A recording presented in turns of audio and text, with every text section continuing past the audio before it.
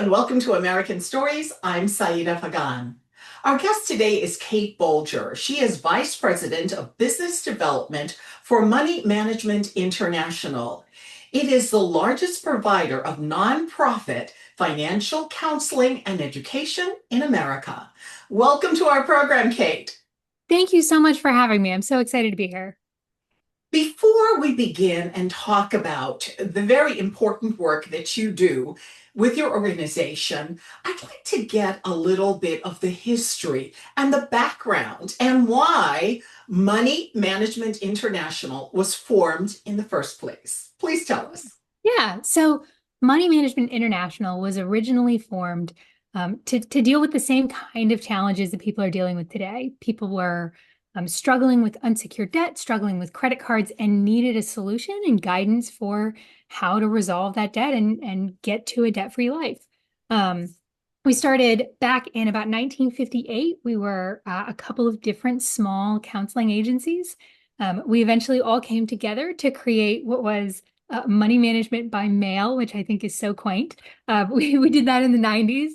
At that point, people would let us know they wanted our help, and we would mail them budget forms. They would fill them out by hand and mail them back to us, and then we would mail them recommendations.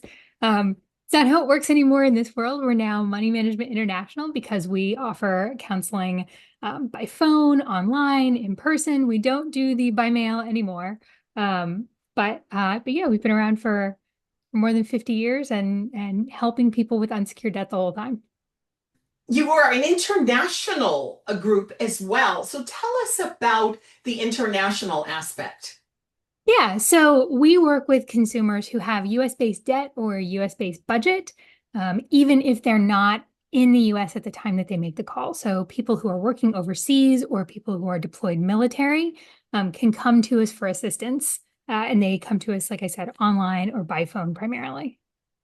Great. And again, are you like in all cities? How do we're going to talk about how to work with you, but just tell us about your presence. Yeah, so we are available all across the United States. We operate in all 50 states and all US territories. We offer service in English as well as Spanish, and we have translation services to handle really any other language that a person might prefer to do business in. Um, People can reach us by phone and online. Primarily, we also offer service in person. You do it all, right? We do. Wonderful. So now let's talk about what is happening in America today. Now, I first worked with your organization when I was doing a news story for the City of Los Angeles TV station about 5 years ago at the height of COVID. And obviously, finances were on the minds of millions and millions of Americans and people around the world. So, what is happening right now in America, socially? And we don't want to get into politics, but politically, environmentally, why are so many Americans concerned about debt and about finances at this moment? Yeah, I mean, I think the reason they're concerned is that there is more financial pressure on families across America than there has been at least in my career. What we're seeing is people's incomes have remained largely flat for several years now. There have been small increases, but not significant increases. But on the other hand, we've had really significant increases to living expenses. And so the way that we've seen people manage that largely has been using their credit cards, again, primarily, to bridge that gap. So suddenly expenses go up, they put it on the credit card, which is a completely normal and reasonable reaction. That's how you use credit cards in a healthy way, oftentimes. But then they end up having to do that again the next month and again the next month. And so that balance starts to build really quickly. And then as as interest rates began to rise, an amount of debt that might have been really sustainable and manageable for a household before suddenly is unmanageable. And so what we're hearing are people saying, it's not that they, went out to, Las Vegas and put it all on black, right? It's not that they took some crazy vacation. It's not that they bought a car that was out of their price range. It's just that they were having their day-to-day expenses. They were paying for soccer and new shoes for their kids and, new clothes once in a while, right? They were doing totally reasonable things and then finding themselves in this overwhelming debt situation. It is affecting people at all income levels too. So often when we think of people who are falling on financial hardship, I think we picture people who are maybe in a lower income bracket, right? Folks who are, making less than sort of medium wage, right? But that's really not the case of what we're seeing. We're seeing it hit people all across the income spectrum. Um, and I think that idea that people, that debt and financial problems happens to people with lower levels of income stops people with, kind of in that middle bracket in your average household family in the US, stops them from getting help because they feel so isolated and alone and like they must have made a mistake. And that kind of shame around financial issues further exacerbates things, right? It delays getting help. It delays admitting there's a problem. It delays reaching out to your creditors, right? And so I think all of those things are just putting just such intense pressure on the average household right now. What about our mindset in America or maybe the world about how much you have to spend? I mean, there's so much commercialism, there's so much of I don't know, an emphasis on having that a lot of people overextend themselves. What's your opinion about that? Yeah. So, I mean, I think there is, companies have obviously a real interest in getting us to spend as much as they can on things. I think it is hard for folks to get away from it, but I also think that for a lot of the folks that we work with, it's not a matter of they're going out and buying all of the latest electronics.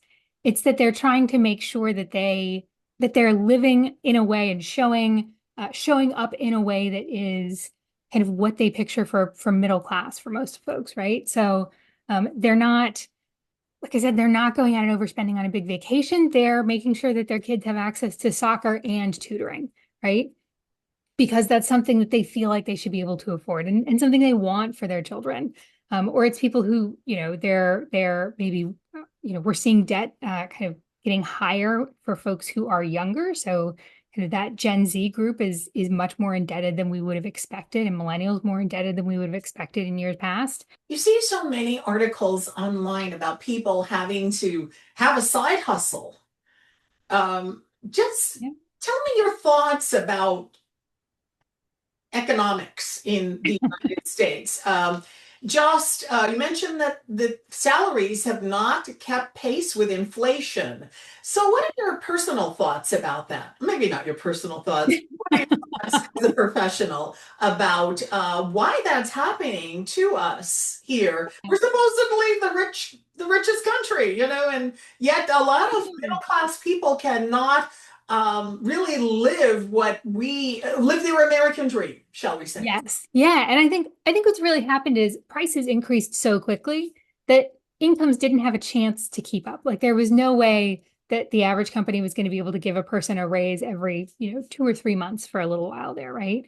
And so I think things will start to balance back out eventually in the future, but it just hasn't gotten there yet. So we're in that really uncomfortable space where expenses have risen so much, but just income hasn't quite built up to that same extent. I think the housing situation I mentioned before really has exacerbated it. During COVID, there was less building going on initially, and it was harder to build and more expensive to build. And so that meant there just wasn't as much housing stock coming in, new housing stock coming into the market as what we'd seen before. And so now we have lots of people who are trying to form households for the first time and just not enough housing available for them. So the price of housing goes up. Um, rent especially is one that we've seen uh, go up significantly in a lot of cities across the country. And while we're starting to see some easing in that space, it hasn't yet. Um, So let's talk about some stories that you may have heard yourself personally or from some of the counselors at your organization. What's yeah. reality? What are you hearing? So it is a lot of folks who are, struggling with the day to day. I think one that really has stuck with me is a woman that we spoke with had just lost her husband. He had passed away very suddenly. It was a surprise. She was dealing with the grief of that loss. And during that grief period, she realized that her husband had taken a mortgage out on their home. Their home had been, she believed, completely paid off. And she discovered that because of the financial challenges, because things were getting more expensive, he had taken out a mortgage to afford to put kind of cash in their account.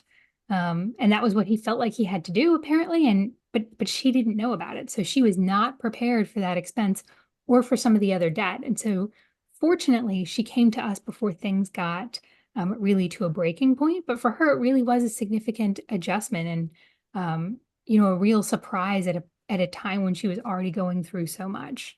And I think that's not uncommon for our clients. We see a lot of folks who, it's not one thing that sort of breaks their situation down. It's a series of things that happen back to back.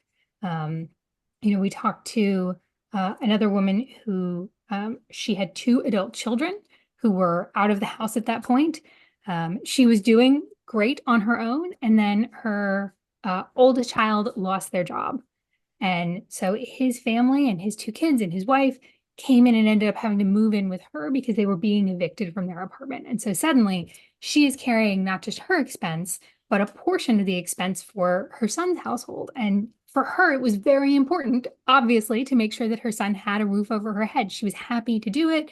She wanted to be able to do it, but that extra expense, that extra strain was just more than her budget could take without getting help, without getting guidance. And so she ended up coming to us for help with her credit card debt. And what we were able to do is help her figure out a new way to adjust her budget, figure out some small changes that they can make over time, and figure out ways to deal with her creditors so that now she's in a place where she can pay her debts, she can afford her day-to-day. And at this point now, her son's family is fortunately able to move out and start living on their own again, which for her was a relief. But still, it's those kinds of things.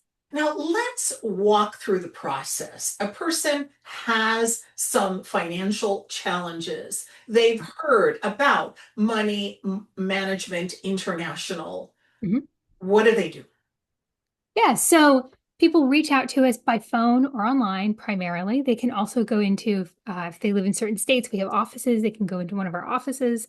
But I'll tell you, most people prefer to talk to us by phone or online. It is, money is such an emotional topic for people. It can be so hard to talk about.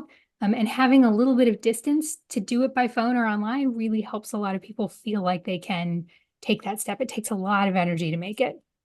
So they call us, they go online, they're right away connected with a counselor. That counselor is going to talk to them about what they're going through, about the challenges that they have faced. And we're also going to figure out what their priorities are. So if somebody comes into us and says, the most important thing is for me to be able to buy a house in a year, then we're going to work on helping them get to a point where they're able to buy a house within a year or as close to a year as we can.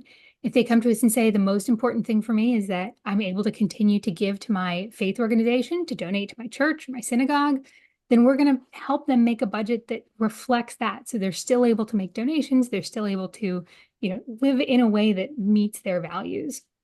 We're going to walk through their budget, figure out where are places where we can make changes, where are places where, we can help somebody kind of shift how they think about their spending. And we're generally not going to people and saying like, okay, you can never eat out again, for instance. And I think that's something that people worry about, right?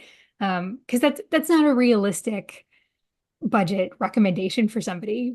You're going to eat out again, right? Or you're going to, want to watch cable or go to the movies or things like that, right? And so it really is all about making small changes. So instead of buying your lunch at work every day, you're going to start taking your lunch on Wednesdays.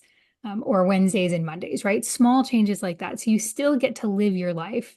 You just live it with just a little bit of an adjustment.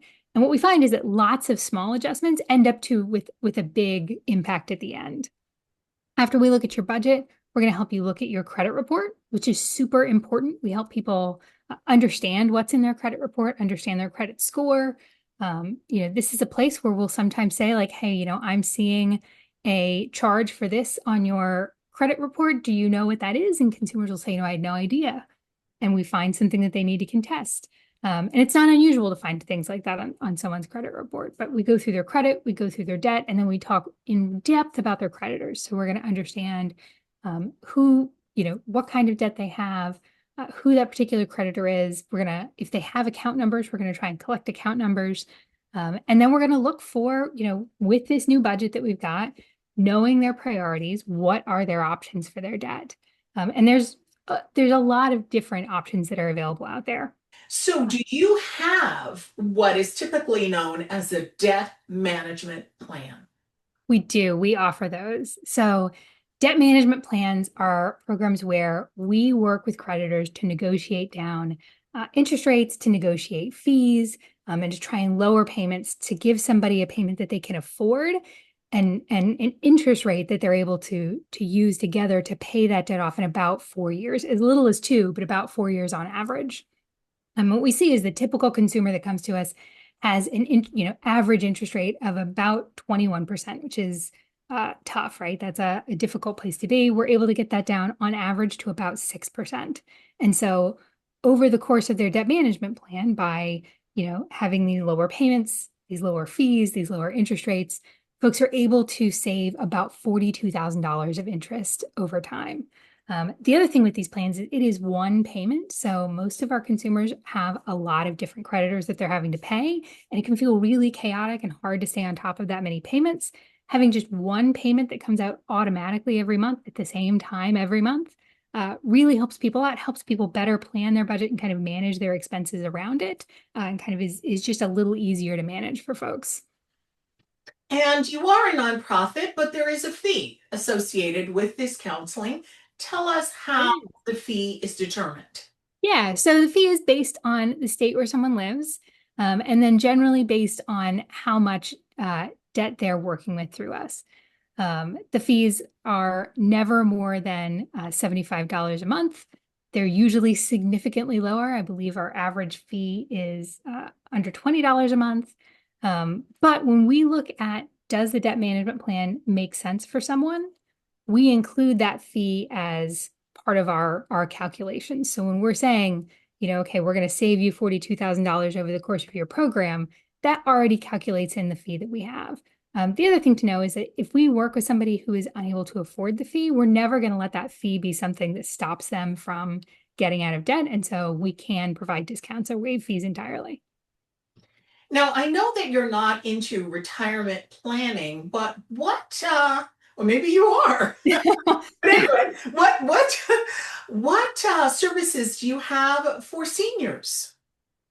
Yeah, so we are not, you're right, we're not in retirement planning. That's important to know. Seniors are a group that we see use debt management plans quite a bit. Having, especially as someone's transitioning onto a fixed income or they're getting to a place where they're about to retire, getting that debt down, getting that total down, getting that, to a point where they're debt free is often a big part of how people make decisions for when to retire. We also have several other kinds of counseling that we offer. One of them is counseling for folks who are considering a reverse mortgage. So it's a very particular mortgage product. It's only available to folks who are 65 years or older. It's also a risky product, but it is one where you can get the required counseling with us ahead of time and know that when you get that, you're going to have a really good understanding of exactly how your loan will work, what the fees are, what the risks are, and what you're looking at. I think this is so important because I know I've been asked to participate in some of these financial planning sessions. And when I go in, I'm not told the truth. And I'll say, oh, yes, thank you. And then I go home and I go on the internet and I find out that what the person told me is not even true.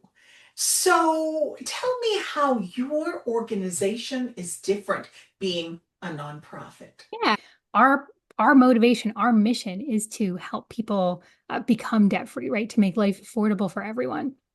It's not the case with for-profit organizations. They're really looking at their bottom line.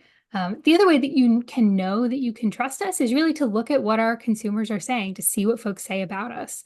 So on our website, we have a page that kind of gathers up all of the reviews that people leave for us online, the good, the bad, the in-between.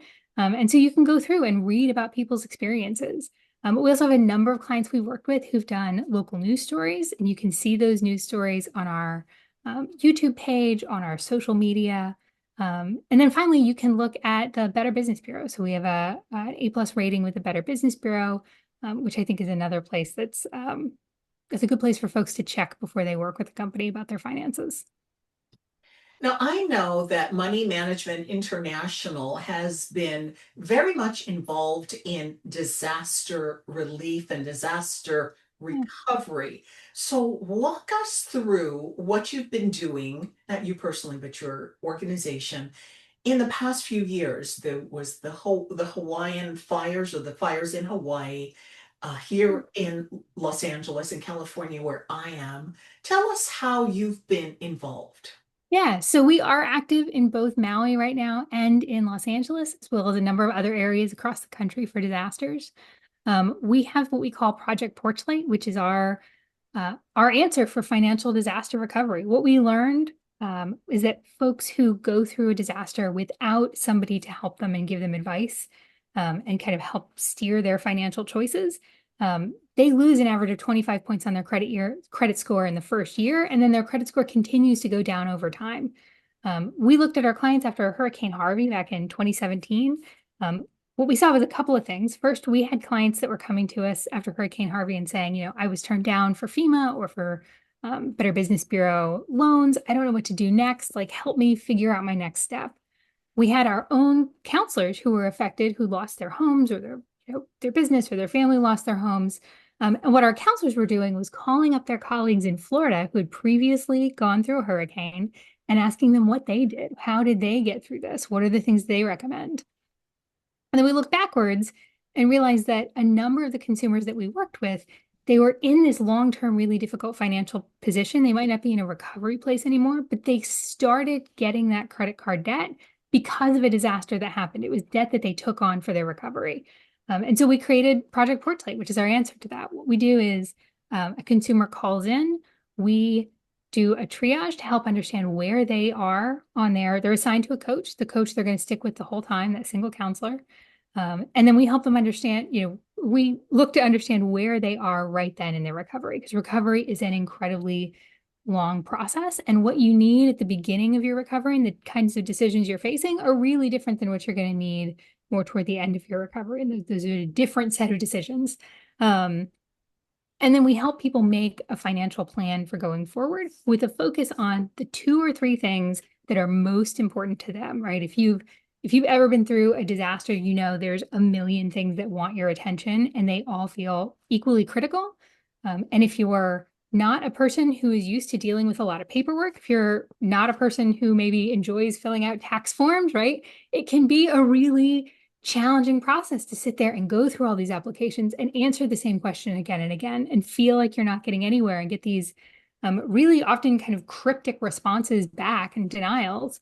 And so the counselor is helping you work through those. And by picking just 2 or 3 things that are most important, it's easier to get your focus down on that and to get those things done. And so we'll work with someone and say, hey, we need FEMA needs an extra picture of your driver's license. The picture of your driver's license that we sent before was too blurry.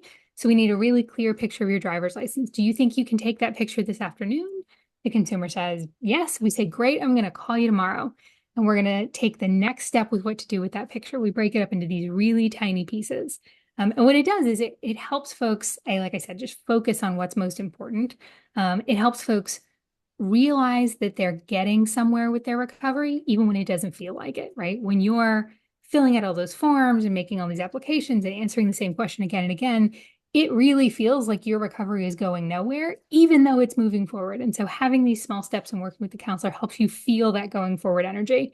But it also means that when something goes wrong, and something will go wrong during recovery, it does for every single person, that counselor is right there to help you find another path to get to where we need you to go, or to help you find a way through it.